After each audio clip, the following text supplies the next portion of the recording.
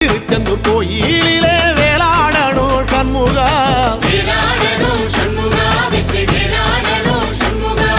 பிள்ளை ஆண்டான் பிள்ளை என வரம் கொடுக்கணும் சண்முகா,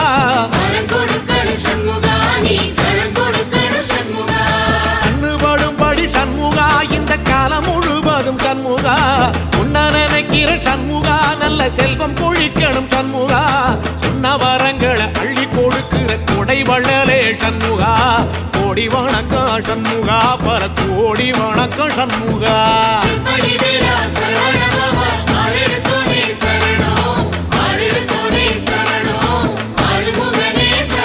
ஐயா மருதமர சத்தியமாகும் அறுபடைய சண்முகா,